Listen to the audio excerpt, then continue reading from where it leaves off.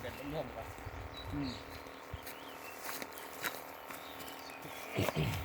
มันก็อยู่ตรงนี้ไปก่อน ได้อยู่แต่ต้องทำใจหน่อย ใจรุ่มๆไปตรงนี้เลย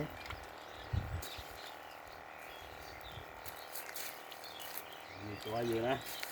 มีตัวแต่ว่าเสี่ยงมาก พอได้ดุนตรงเนี้ยเล่นแน่นอน พอได้สนุก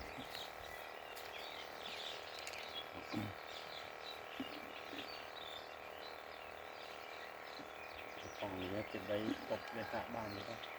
ว่ากุ้งป่องคม โอ้โหเยอะแยะไม่หมดเลยของกระป๋องก็ไม่หมดเชื่อดีวันนี้ ตกปลาเพียงไปทอดกินนี่เล่นปลาธรรมชาติไปก่อนมันได้อยู่นะมีกุ้ง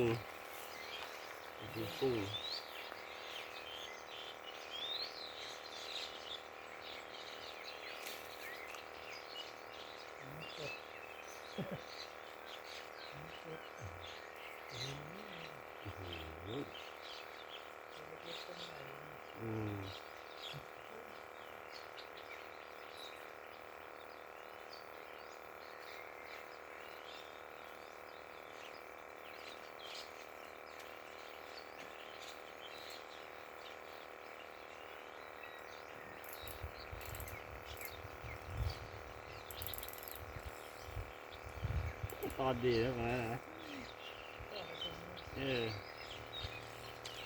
ลุ่มนี่เลยนะ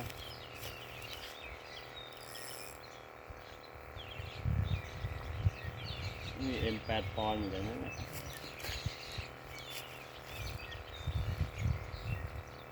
แต่ว่าเส้นมันใหญ่นะ8 ปอนด์นะเหมือน10 ปอนด์เลยนักมากเลยนะได้ม้วนเดียวละ ได้ตัวเดียวนะรอบเอาไปเล็กเหลือนะนี่หมดเลยกระปุก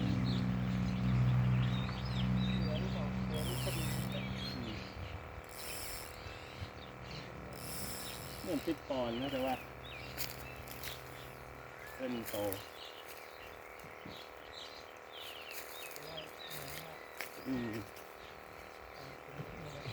สายหลักเนี่ยดึงกันกี่รอบเลยเนี่ยดึงเขาตกลามาเลยทั้งกอถ้านี่มาด้วยเจ็บมือ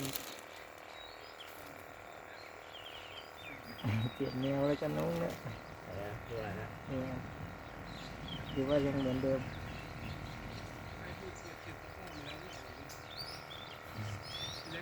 ฮะใช่เราตีทิ้งไว้ไม่ได้ตีไว้ต้องไปตีฝั่งนู้นฝั่งนี้ตีไม่ได้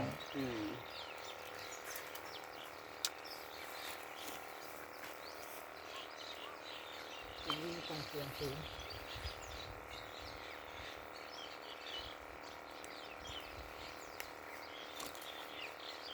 ไม่ยอมนะเก็บตะก้อเก่าเหลืองตะก้ออยู่ลูกเดียวตะก้อเปล่าที่วานมีตะก้อเปล่าปะก็คันนั่นแหละนะคันที่ติดขึ้นก็วัดไปสิวิ่งเฮ้ยกระท่อนตัวปลานินใหญ่เที่ยววิ่งเข้าป่าด้วยเล็กขึ้นไว้อีกช่อนนะใหญ่เว้ยอันนี้ขึ้นหนึ่งไม่ใช่หนึ่งกระช่อนนะกระท่อน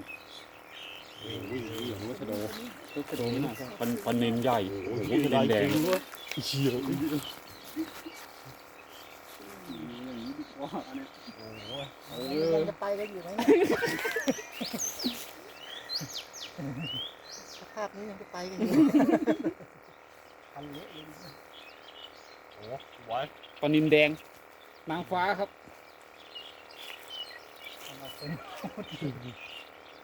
อาขีดได้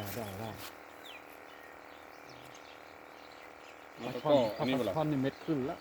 ก็แบบนี้พี่วานผมจะตีฝากทิ้งฝากนี้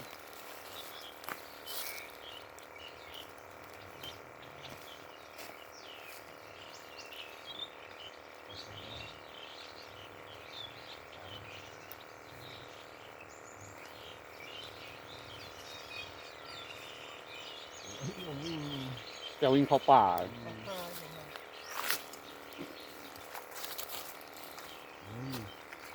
นจะไปฝั่งนู้นเลย มันเข้ามาก่อน กินตะโก้กลางฟ้าตัวไทยนี่นะอะไรตีทิ้งไว้เลยอ้วนดีเนาะ ตัวสั้นไง ที่เราพูดกับตามหานางฟ้ากันโอ้ย6 ขีดนี้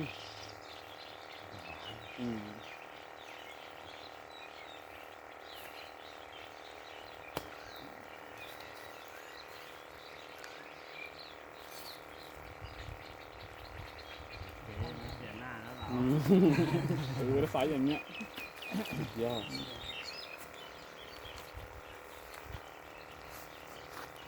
อันนี้ถ่ายวีดีโออยู่ใช่ไหม ใส่เครื่องวุ่นวายกัน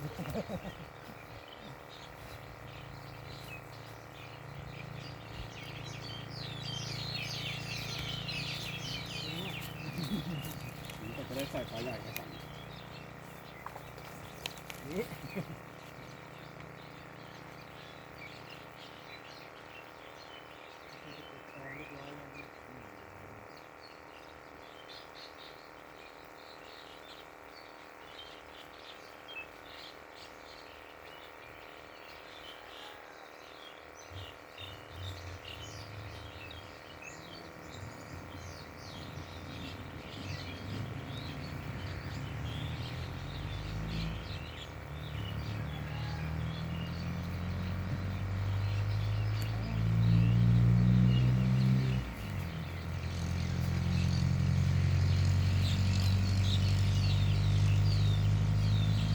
ไม่เชื่อผมยังไม่เชื่อนะถ้าไม่เอาขึ้นมาอีกตัว งัดเลยเลย ใจสั่นเลย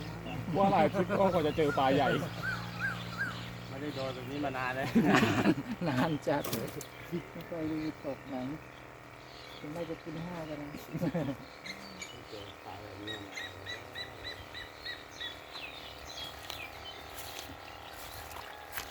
จะบอกว่ามันกินกุ้งตายครับผม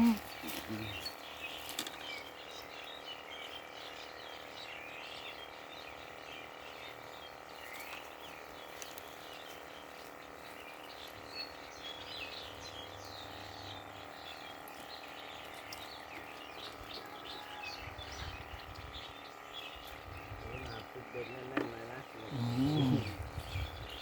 เด็กใหม่เลย เด็กใหม่เลยแบบนี้เนี่ยกินแน่แล้วนะ ปิดเบรกหน่อยก็จะ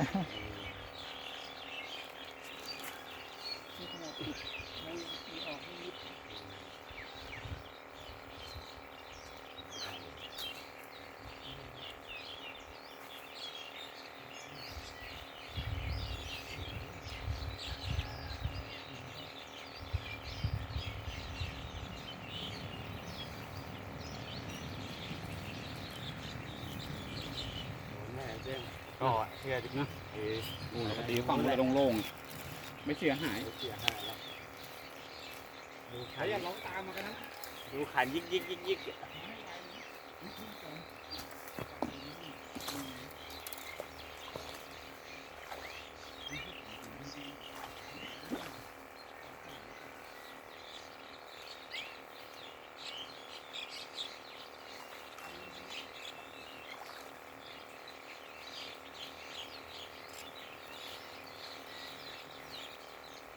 ได้ระยะฮะ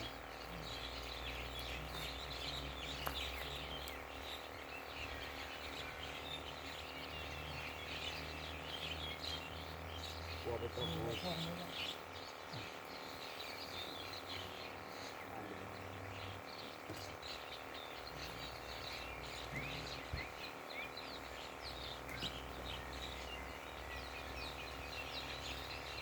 กลัวตรงเนี้ย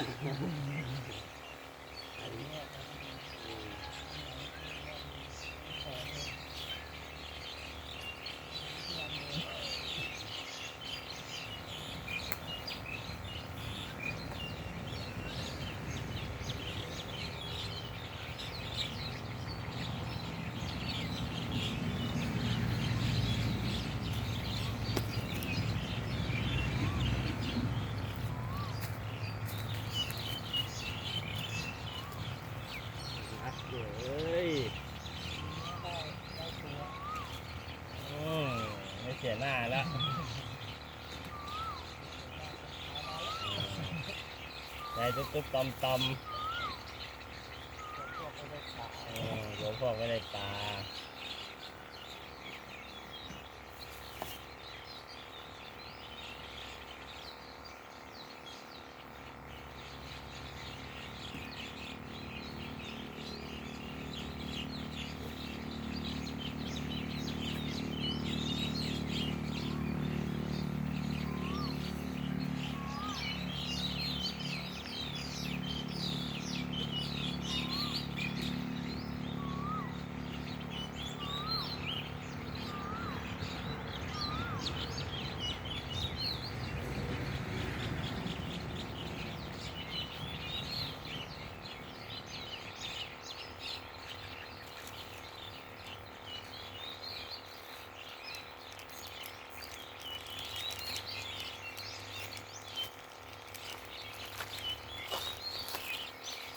มันจะเสี่ยงเกินไปหรือเปล่าฝั่งเนี้ย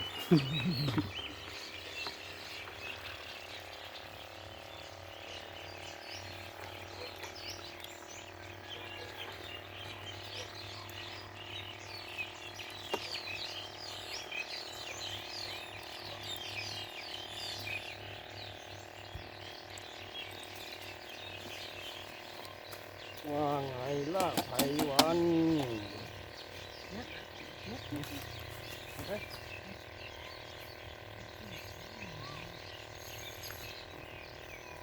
ติดต่อ เ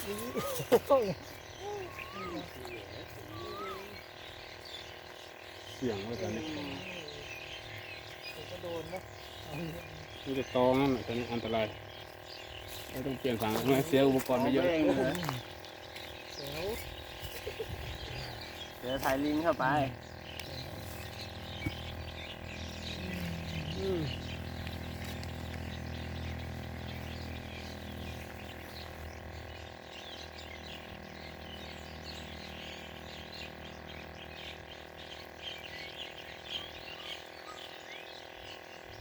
ผ่านเทศใช่ไหมอะไรอย่างนั้น ตีวางยาไว้ มองแต่ว่ามันเป็นจริงเก่าไว้ดีกว่า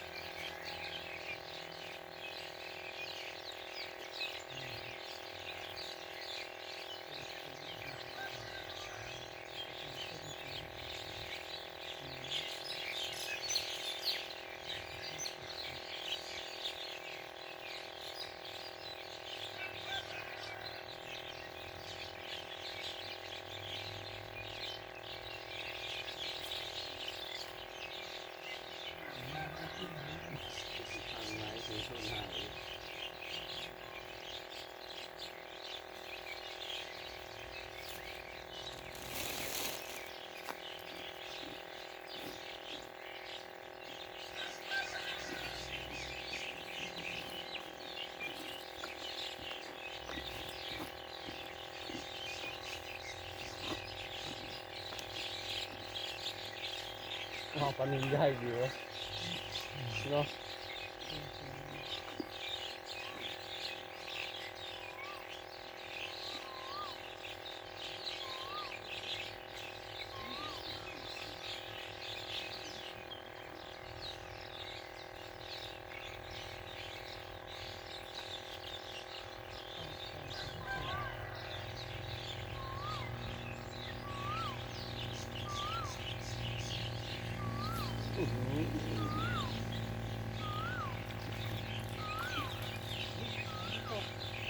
ส่ง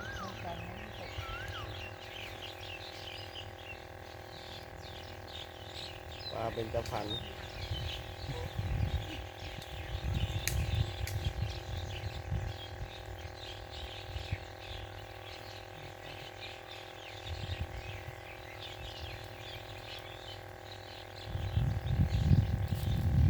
ความเริ่มเข้าอะนะมาตรงนี้มันล่มด้วยเนาะ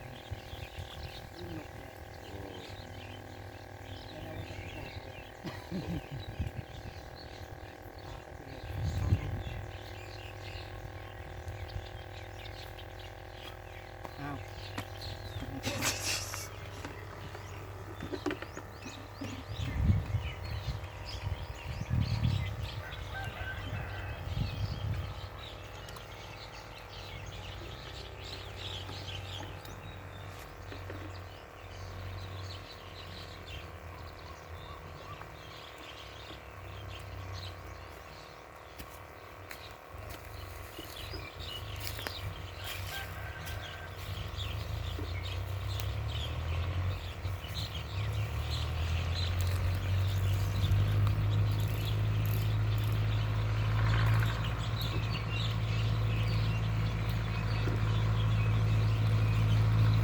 ออกตรงนี้ได้ไหม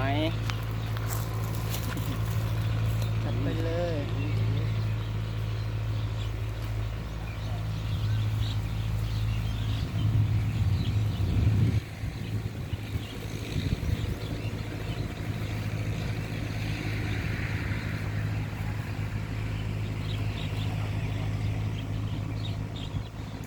ขอให้กินอย่างเดียวขอให้กินอย่างเดียวย ากไหมวะไม่ทันไรเลยติดดีแล้ว